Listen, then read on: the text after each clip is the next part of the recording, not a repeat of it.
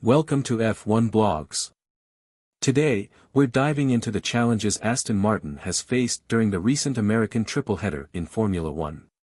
The races in Austin, Mexico City, and São Paulo proved incredibly tough for the team, which scored 0 points across these three events, a disappointing outcome, especially since two of these weekends featured sprint races.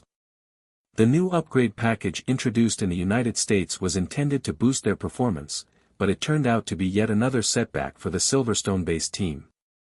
By the time they reached the Brazilian Grand Prix in São Paulo, only the front wing from this new aerodynamic kit remained on Fernando Alonso's car, while other components had already been discarded. In São Paulo, Alonso faced additional struggles following a crash during qualifying. This forced the team to revert to an older floor specification from the United States Grand Prix. The team was aware that this setup would likely bring back performance issues, including the infamous porpoising effect, which ultimately did appear during the race. Aston Martin's team principal, Mike Crack, expressed his disappointment, calling the São Paulo Grand Prix a race to forget for Aston Martin. He emphasized the negative toll the American tripleheader has had on the team, both on track and in their factory operations, but also acknowledged the effort that went into getting both cars on the grid on time, especially with the condensed sprint race format. Reflecting on Lance Stroll's incident during the formation lap, Crack explained that a braking issue caused the car to get stuck in the gravel, ending his race early. The team is currently investigating this incident. Fernando Alonso also experienced technical issues in São Paulo, where he suffered a brake system malfunction, causing him to spin. Despite running in the points for much of the race, he struggled with rear brake lockups, and ultimately dropped back through the field. Alonso faced additional discomfort due to the bumpy track surface, which only added to his challenging race.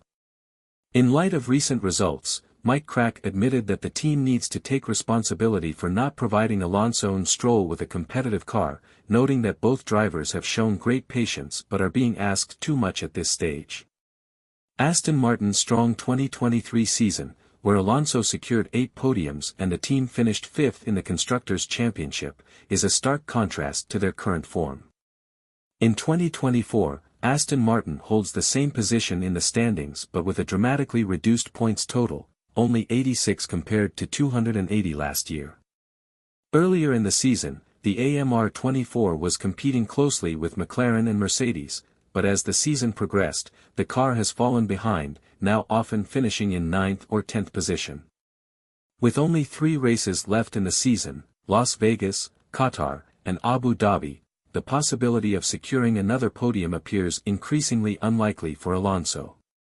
Aston Martin now faces the challenge of regrouping and making the necessary improvements to be competitive again in 2025, as other teams continue to advance their cars.